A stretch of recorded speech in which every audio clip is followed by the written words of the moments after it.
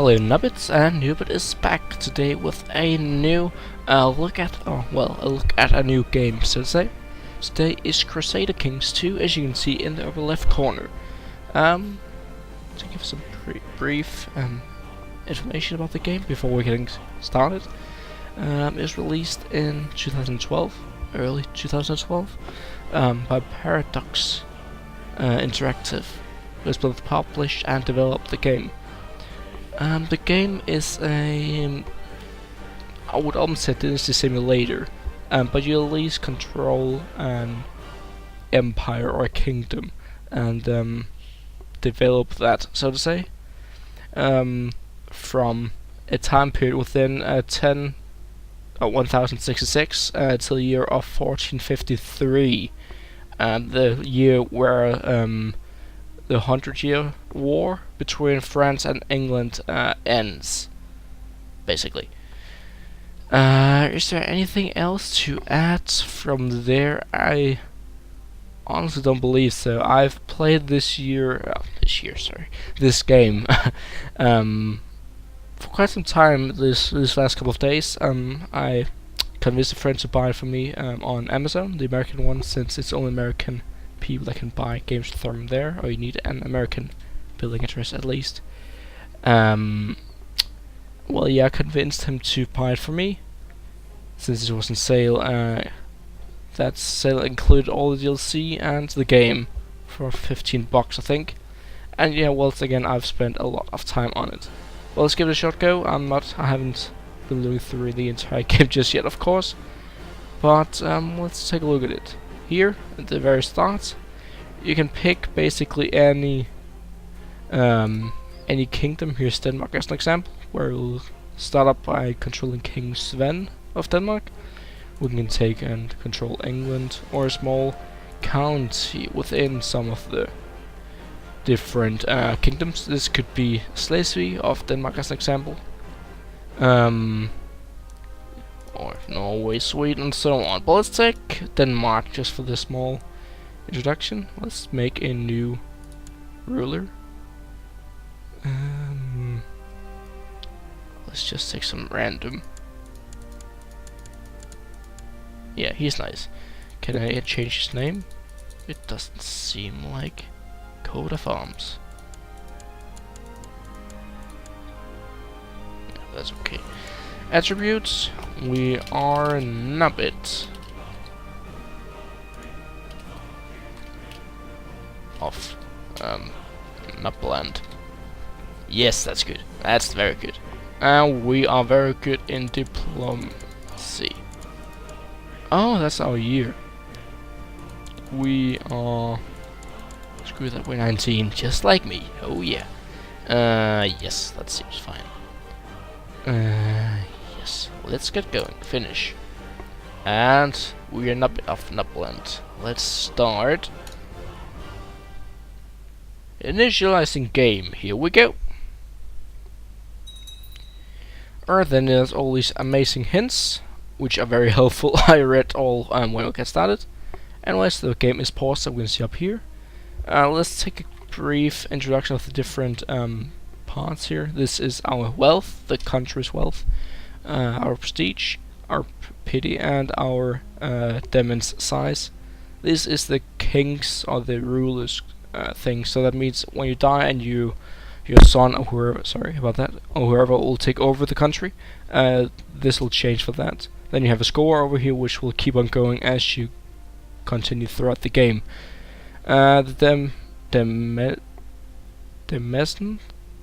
Demesne, I suppose, over here shows basically which parts of the country or which lands your king or your ruler is in charge of. As you can see here, I am in charge of the county of Skåne, the county of Halland, that's this, county of Blekinge, that's over here, county of Sjælland, that's this one, and the oh, never mind, there should be 5. What's the last? Oh yeah, of course, we are the king of Denmark as well. Sorry about that.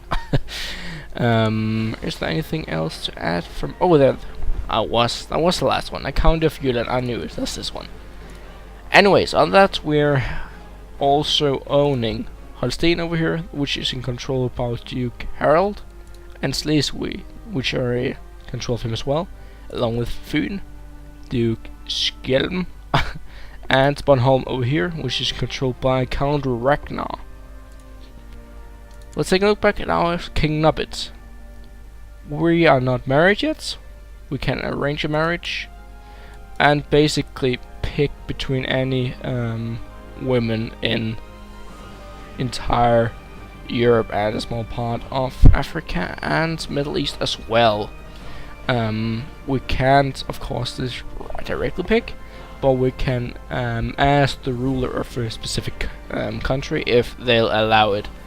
So if we basically want Matilda here, Duchess of Toscana, we'll go here and we'll basically ask, okay, she's the ruler in that specific state, if she wants to marry King Nubit. Then some time will pass before we get a reply back. Since the time is stopped right now, nothing will happen, however. Let's take a look back again. I mean, we may have a wife soon. We do have a heir. That means this is basically the one that'll get the crown of Denmark whenever King Nubit dies. You would normally want to let it be within your own family, your own bloods, which means our wife will have to grant us a son or a daughter, so we can, let's jump to the next tab, nominate him or her to be the king of Denmark. Right now it'll be Svensson, our courtier, which will become that just now. We can basically nominate anyone within our kingdom of higher grade, I would almost say.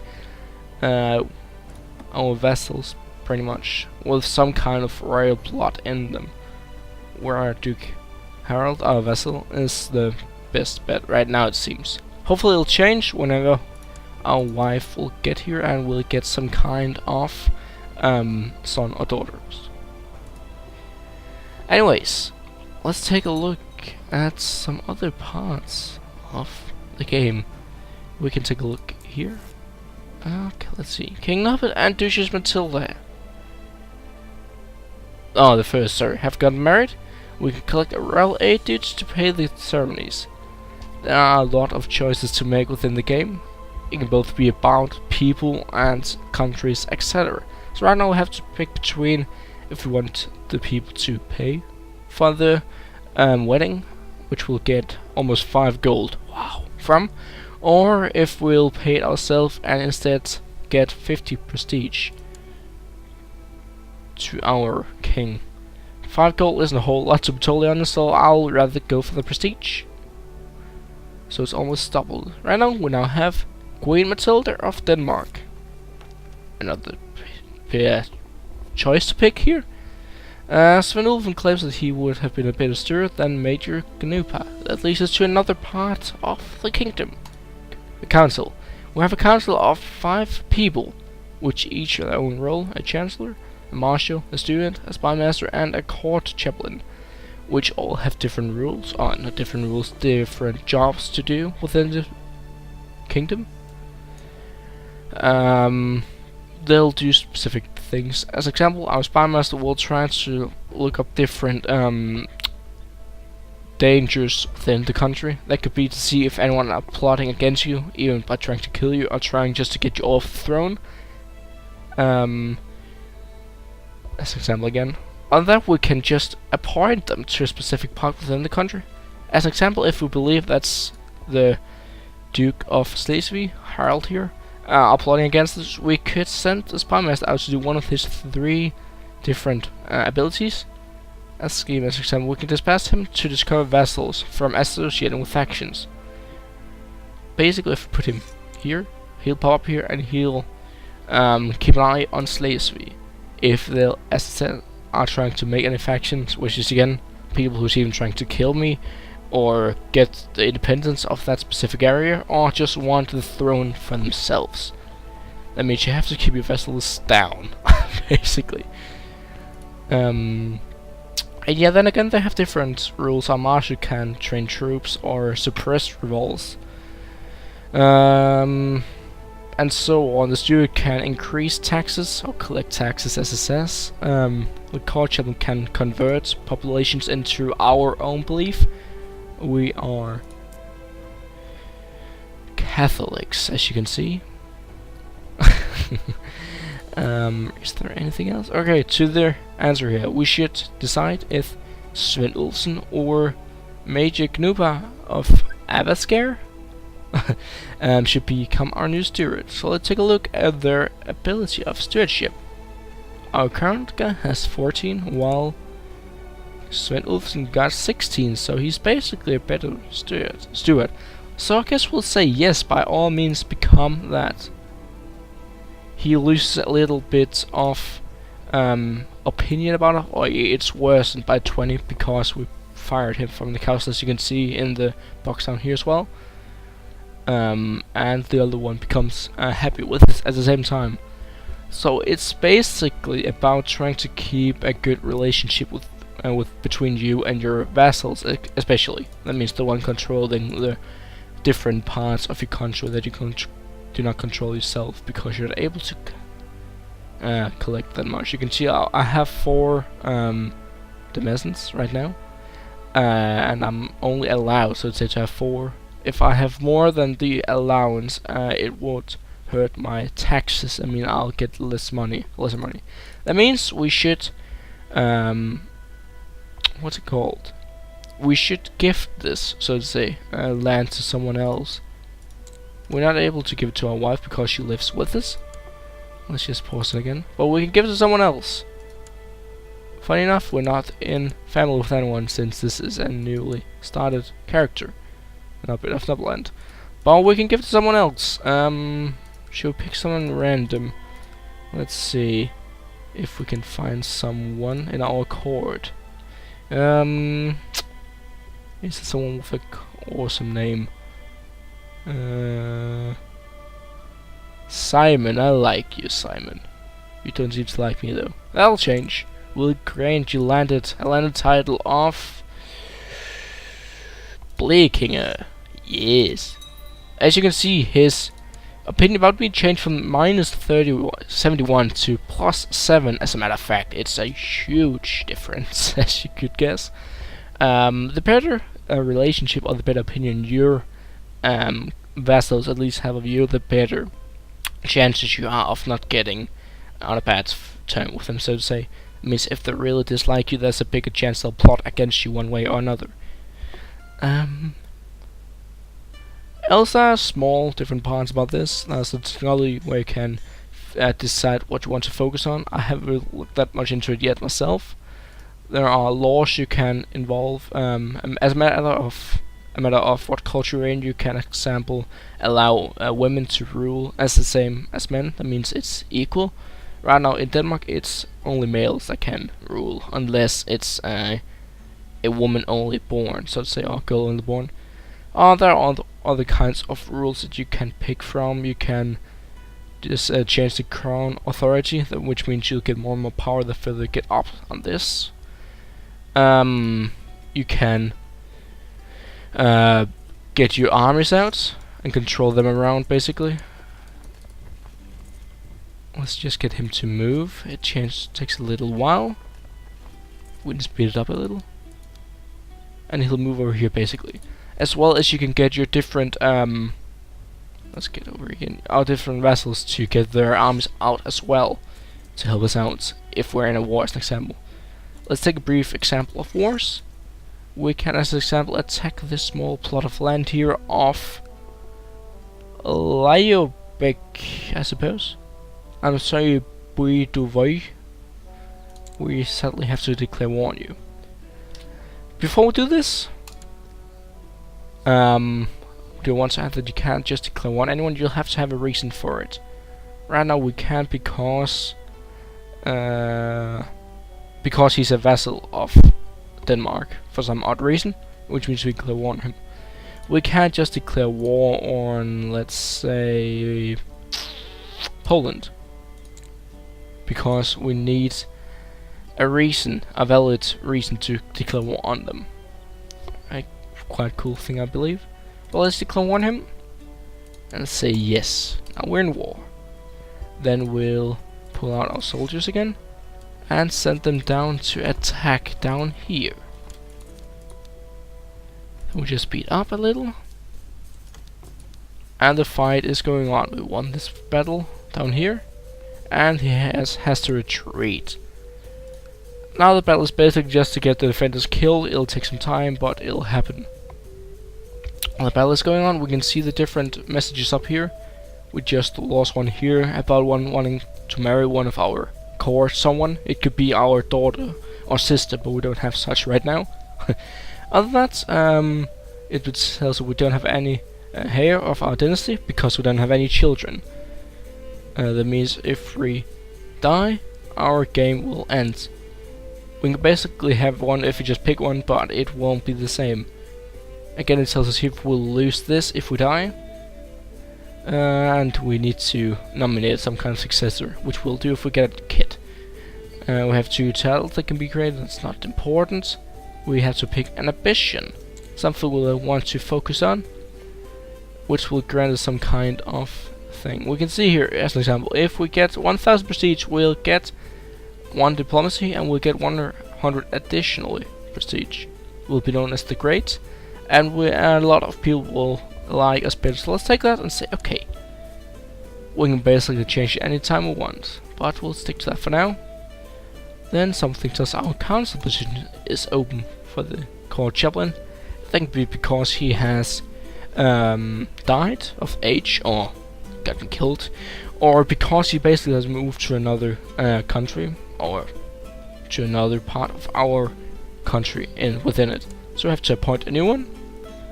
Then we'll have to see which one will be best in learning. This is Hans, so he'll be our new court chaplain. And his opinion about it will change as well for the better. Anyways, this fight will go on until it's down to 0.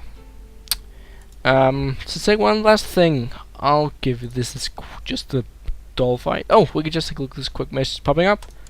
King Harold of England wants his spymaster to marry our courtier. We can decline or accept. His opinion will most likely become increase if we accept, so we'll do that. We can't use anyway. I mean, she is moving out all the way to England to their spymaster. Anyways, as I mentioned, this fight is basically just about this getting down to 0, and then the other buildings or cities within this small piece of land will have to do the exact same thing till it's all over. Then we can talk to him here and offer peace by letting us take over his lands, which won't let happen yet because we haven't fought long enough and we're not far enough in front, so to say. We're only 13% victory, so to say. Well, we'll have to get about 80. One last thing before we leave. Yes, you can marry anyone you want. You can get secret, yes. Let's head out of this. We'll resign. Actually, we'll just save the game and call it Nubits. Then I would like to show you my current world, just to have an idea of how the land can change. You saw a demo clip before, so we'll get to this. This is basically your score, which you saw here before, which compares you to other big dynasties. We got 146, which is not very good. With a score of 146, you have not accomplished anything of a note. Damn it. Alright, let's find Denmark. There it is. Play. Alright, here we have King Sivat of Denmark. We can take a brief look at his family tree. I have played all from King Sven here of Denmark, and basically went all the way down. Let's find his children. I can't seem to find them. Let's get back in this one. King Christian, King Carl, and King Sven.